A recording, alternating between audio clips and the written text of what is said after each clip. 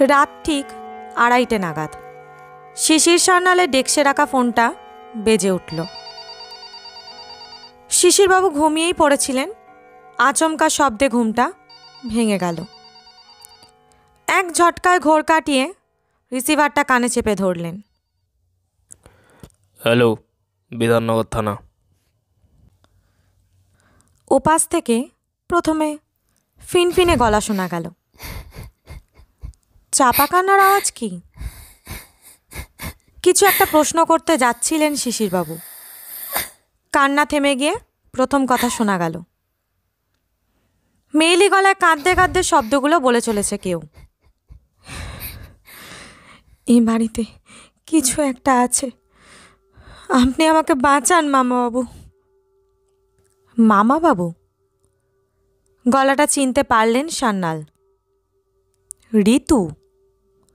দিন 7 আগেই ঋতুকে মল্লিক বাড়িতে কাজে লাগিয়েছিলেন সান্যাল। নিজে সুপারিশ করে বহাল করেছেন। বাড়িতে কি তবে গোলমাল হয়েছে কিছু? কি হয়েছে ঋতু? কার্য কেন তুমি? রিসিভারটা কানে রেখেই কোমর সোজা করে দাঁড়ালেন তিনি। আপনি যত তাড়াতাড়ি পারেন এখানে চলে আসুন, না হলে আমাকে প্লিজ প্লিজ মামাবাবু। কান্নার দমকে কথা আটকে যায়। কিন্তু কেন? কি আছে ও বাড়িতে? যশোদা, যশোদা ফিরে এসেছে। আমি নিজে দেখেছি, আমি নিজে দেখেছি। কাউকে ছাড়বে না। কথাটা শেষ করতে পারে না ঋতু। কান ফাটানো চিৎকার শোনা যায় ওপাশ থেকে, সঙ্গে একটা মিহি হাসির আওয়াজ। ফোন কেটে যায়। শিশির সান্যালের বুকের মাঝখানটা গরম হয়ে ওঠে। মেয়েটা হয় বিপদে আছে, না হয় কোনো কারণে ওর মাথাটা খারাপ হয়ে গেছে। দ্রুত হাতে কল ব্যাক করেন তিনি। ফোন কেটে যায় বারবার। পাশের টেবিলে হাবিলদার সুখলাল বসেছিল। সান্যালের থমথমে মুখের দিকে চেয়ে সে জিজ্ঞেস করে, কি হয়েছে স্যার? কিছু গোলমাল? রিভলভারটা কোমরের খাপে ভরতে ভরতে সান্যাল বলেন, বৃন্দাবনকে ডাক দাও, এখনই বেরোতে হবে আমাদের। কোথায়? 6/A মল্লিক বাড়ি। কুইক, বেশি দেরি করলে মেয়েটার বড় কোনো ক্ষতি হয়ে যেতে পারে। মল্লিক বাড়ি মানে যেখানে আপনি সেই মেয়েটাকে কাল দিলেন? কিন্তু কে ক্ষতি করে ওর? যশোদা মল্লিক, সেই নাকি ফিরে এসেছে। সান্যাল দরজার দিকে এগোতে এগোতে বলেন, ফিরে এসেছে? কোথায় গিয়েছিল স্যার? সান্যাল ঘুরে দাঁড়ান, থমথমে গলায় বলেন, মল্লিক বাড়ির ছোট মেয়ে যশোদা মল্লিক আজ থেকে 25 বছর আগে মারা গিয়েছে। ব্রিফকেসটা টেবিলের ওপরে রেখে মাথা ঘুরিয়ে চারপাশটা দেখে নিল ঋতু। বাইরে থেকে বাড়িটাকে দেখেই অদ্ভুত বিষণ্ণতা এসে চেপে ধরেছিল তাকে। ভিতরে এসে সেটা কয়েক ধাপ বেড়ে গেল। অন্তত 100-1.5 বছর বয়স হবে বাড়িটার। 3 তলা, ইংরেজ আমলের কায়দায় তৈরি। সে সময় বিস্তর খরচাপাতি করে বাড়িটা তৈরি হয়েছিল, সন্দেহ নেই। ইদানিং কিছুটা যত্নের অভাব লক্ষ্য করা যায়। চারিদিকের দেওয়ালে কালো ছোপ ধরেছে। প্রাচীনত্বের ভূত এসে ভর করেছে বাড়ির ওপরে। এত বড় একটা বাড়িতে মাত্র 2টো মানুষ থাকে, ভাবতেই অবাক লাগে ঋতুর। আপনার থাকার ঘরটা একতলাতেই, মায়ের পাশের ঘরটাই। পরিতোষ মল্লিকের গলাটা পাশ থেকে ভেসে আসতে চমক ভাঙে ঋতুর। সে একগাল হাসে। পরিতোষ সিঁড়ির পাশ দিয়ে এগিয়ে যাওয়া প্যাসেজটার দিকে হাত দেখান। এদিকে আসুন। বাগান পেরিয়ে সদর দরজা দিয়ে ঢুকলে এক চিলতে বসার ঘরে এসে দাঁড়াতে হয়। তার ডান দিকে সিঁড়ি উঠে গিয়েছে। সিঁড়ির পাশ দিয়ে সরু প্যাসেজ চলে গিয়েছে। সেদিকে কয়েকটা ঘর আছে বোধহয়। ঋতু এগোতেই যাচ্ছিল। এমন সময় সিঁড়ির লাগোয়া দেয়ালে চোখ আটকে যায় ওর। লাইন দিয়ে 3টে ছবি ঝোলানো আছে সেখানে। ছবিগুলো বেশ পুরনো। উপরের কাছে ধুলো পড়ে বেশিরভাগটাই আবছা হয়ে গিয়েছে। আঙুল দেখিয়ে সে বলে, এরা কি আপনাদের পূর্বপুরুষ? পরিতোষ একটু হাসে। প্রথম ছবিটা দেখিয়ে বলে, ইনি আমার বাবা, দুর্গাপ্রসাদ মল্লিক। প্রায় বছর 30 হলো তিনি মারা গেছেন। আর এটা? পাশের ছবিটার দিকে এগোয় পরিতোষ। আমার বোন যশোদা। পরিতোষের গলার স্বর উদাস শোনায়। উনিও মারা গেছেন? হ্যাঁ, 1995, 25 বছর হতে চলল। বোন মারা যাওয়ার পর থেকেই মায়ের শরীরটা খারাপ হতে শুরু করে। এত বছর পরেও শোকটা কাটিয়ে উঠতে পারেননি। যশোদা মল্লিকের ছবিটার দিকে ভালো করে তাকায় ঋতু। 23 কি 24 বছর বয়স হবে মেয়েটার। ডাগর ডাগর হরিণের মতো দুটো চোখ, টকটকে ফর্সা গায়ের রং, সেই সঙ্গে এক মাথা কোঁচকানো চুল। ঋতুর চোখ আটকে যায়। এত সুন্দর একটা মেয়ে আগে দেখেনি সে। মনে মনে একটু হিংসাই হয় তার। ভারী সুন্দর ছিলেন আপনার বোন, এই বয়সেই মারা যান? আগে হ্যাঁ। ইস, কি করে? বলছি, আগে ঘরটা দেখিয়ে দিই। জিভ কেটে সামনে এগোতে থাকে ঋতু। কৌতূহল ব্যাপারটা তার বরাবরই বেশি। এর আগে সে হাসপাতালে কাজ করত। সেখানেও ধমক খেয়েছে বেশ কয়েকবার, অথচ শোধরায়নি। ওর নিজের বয়সও প্রায় 25 হতে চলল, অথচ মনটা এখনো শিশুর মতো। হাবভাবেও কৈশোরের ছাপ রয়ে গিয়েছে। প্যাসেজ ধরে বেশ কিছুটা এগিয়ে এলে শেষ প্রান্তে দুটো ঘরের দরজা চোখে পড়ে। তার মধ্যে একটা এখন বন্ধ, অন্যটায় হালকা একটা ঠেলা দিয়ে খুলে ফেলেন পরিতোষ। ঘরের ভিতরটা দেখিয়ে বলেন, পাশেরটা মায়ের। মা এখন ঘুমাচ্ছেন, উঠলে দেখা করবেন কেমন? লাজুক হাসিটা হেসে ঘরের ভিতরে ঢুকে আসে ঋতু। বেশি বড় নয় ঘরটা। দুদিকের দেওয়াল জুড়ে মোট 4টে জানালা করা আছে। মেঝের ওপরে হালকা ধুলোর আস্তরণ, এক কোণে জামা কাপড় ঝোলানোর মতো আলনা, একটা পড়ার টেবিল, আর বিছানা ছাড়া অন্য কোনো আসবাব নেই। ব্রিফকেসটা টেবিলের ওপরে রেখে চেয়ারে বসে পড়ল ঋতু।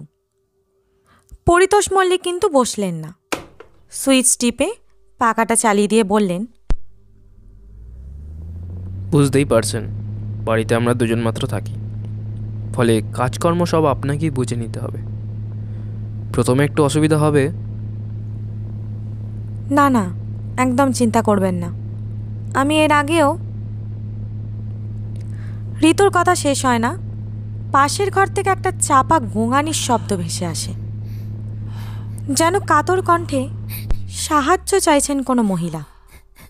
পরিতোষ ঘর থেকে বেরোতে বেরোতে বলেন, মা উঠে পড়েছেন, আপনি হাত মুখ ধুয়ে পাশের ঘরে আসুন একবার। পরিতোষ বেরিয়ে যেতে ঘরের লাগোয়া বাথরুমে ঢুকে মুখ হাত ধুয়ে নেয় ঋতু। আয়নার সামনে দাঁড়িয়ে কলটা খুলে দেয়। 2 হাত ভরে জল নিয়ে মুখে জলের ঝাপটা দেয়। হঠাৎ কি একটা শব্দ কানে আসে তার। কান পেতে শোনার চেষ্টা করে। কল থেকে জল বেরিয়ে বেসিনের ওপরে এসে পড়ছে। ছলছল করে শব্দ হচ্ছে তাতে। তার সঙ্গে মিশে খুব ক্ষীণ, অস্পষ্ট অন্য একটা শব্দ শোনা যাচ্ছে, যেন জলের ভিতরে একটা ছুরি শান দিচ্ছে কেউ, নাকি মানুষের গলার আওয়াজ। মনের ভুল ভেবে কলটা বন্ধ করে দেয় সে। শব্দও থেমে যায়। কি মনে হতে আবার চালিয়ে দেয় কলটা। আর কোনো শব্দ নেই। একটু হেসে ঋতু বাথরুম থেকে বেরিয়ে আসে। মিসেস মল্লিকের বয়স অন্তত 70-এর আশেপাশে। একবার দেখলেই মনে হয় সশরীরে উঠে প্রায় কোনো কাজই করতে পারেন না মহিলা। গোটা মুখে বলিরেখার দাগ। শরীরে প্রতিটি ইঞ্চির চামড়া কুঁচকে গিয়েছে। কাঠিন্যে ভরা মুখ। বোঝা যায় একসময় যথেষ্ট জাঁদরেল মহিলা। ইদানিং হয়তো শরীর সায় দেয় না। চাদর দিয়ে গলা অবধি ঢেকে শুয়ে আছেন তিনি। ঠিক পায়ের কাছে বসে আছেন পরিতোষ। মুখ তুলে একবার ঋতুকে দেখে নিলেন মিসেস মল্লিক। পরিতোষ উঠে দাঁড়িয়ে বললেন, ইদানিং মায়ের শরীরটা একটু বেশি খারাপ করেছে, তাই আপনাকে আনা। না হলে এ বাড়িতে অন্য কেউ এসে থাকুক, সেটা মা পছন্দ করেন না। ঋতু বুঝতে পারে মিসেস মল্লিকের ঘোলাটে চোখের দৃষ্টি এখনও এসে পড়ছে ওর মুখে। অস্বস্তি হয় ওর।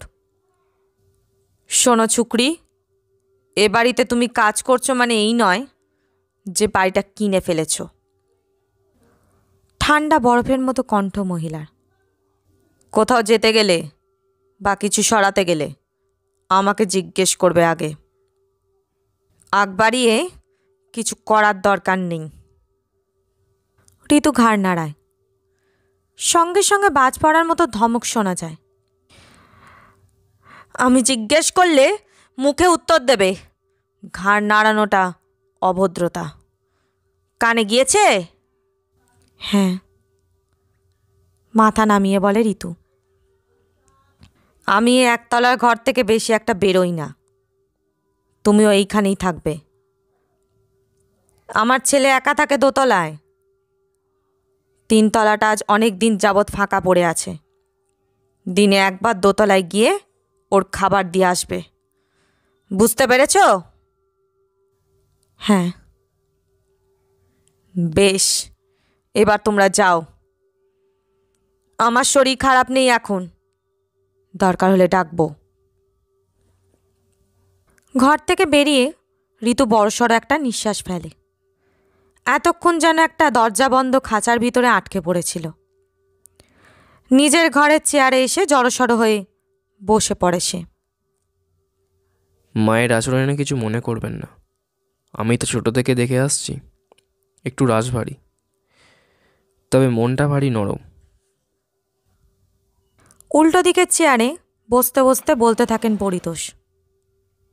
এই এলাকায় যে কাউকে জিজ্ঞেস করলেই বুঝতে পারবেন, দরকারে অদরকারে মায়ের কাছে এলে কেউ ফাঁকা হাতে ফিরে যায়নি। শ্বশুরবাড়িতে মারধর খেয়ে পালিয়ে আসা কত মেয়েকে যে আশ্রয় দিয়েছিলেন।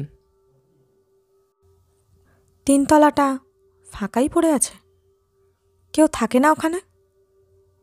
প্রসঙ্গটা পাল্টে ফেলে ঋতু। আগে না, চাইলে দেখে আসতে পারেন, তবে যত্ন নেওয়া হয় না বলে মাকড়সার ঝুল লেগে গিয়েছে একদম। আমি মাসে একবার গিয়ে একটু সাফসুতরো করে আসি। কে থাকতেন ওখানে? দাড়িতে হাত রাখেন পরিতোষ। এই বাড়িটা আগে দোতলা ছিল, পরে বাবা নিজের কাজকর্ম আর পড়াশোনার জন্যে 3 তলা বানান। তবে বেশি দিন ওখানে থাকতে পারেননি। আমি আর যশোদা থাকতাম দোতলার ঘরে। ওর ঘরটাও এত বছর ফাঁকাই পড়ে আছে। যশোদার মুখটা আবার মনে পড়ে যায় ঋতুর। কি মায়া ভরা চোখ দুটো মেয়েটার। নাকের ঠিক পাশে একটা ছোট্ট তিল। উনি কি করে মারা গিয়েছিলেন বলুন তো? প্রশ্নের উত্তর দেওয়ার আগে একটু সময় নেন পরিতোষ। আর ঠিক সেই সময়ের মধ্যে আবার সেই পুরনো শব্দটা কানে আসে ঋতুর। আগের থেকে আরও ক্ষীণ। একটা ধারালো ছুরিকে যেন মেঝের ওপরে ঠুকছে কেউ। পাখার নড়াচড়া থেকে আসছে কি শব্দটা? যশোদার তখন 25 বছর বয়স। জানি না কেন বয়স বাড়ার সঙ্গে সঙ্গে মাথার কিছু গণ্ডগোল দেখা দেয় ওর। বাড়ি থেকে বেরোতে চায় না, কারোর সঙ্গে কথা বলতো না, কেউ জোর করে কথা বলতে গেলে তাকে আক্রমণ করে বসতো। শেষে একদিন থেমে পরের কথাগুলো বলেন পরিতোষ। ওর ঘর খুলে আমরা দেখি ওর দেহটা রক্তাক্ত অবস্থায় মাটিতে পড়ে। ছুরি দিয়ে নিজেকে ক্ষতবিক্ষত করেছে ও। একটা ঠান্ডা হাওয়া এসে হঠাৎই কাঁপিয়ে দিয়ে যায় ঋতুকে। একটু আগেই ছুরির আওয়াজ কানে আসছিল, হয়তো মনের ভুলেই। কিন্তু কেন? কোনো রকমে ঢোক গিলে বলল, জানি না, তদন্ত একটা হয়েছিল, তবে বিশেষ কিছু জানা যায়নি তাতে। কয়েকটা নিস্তব্ধ মুহূর্ত কেটে যায়। পরিতোষ উঠতে উঠতে বলেন, আমি এখন আসি, বরং আপনি বিশ্রাম করুন।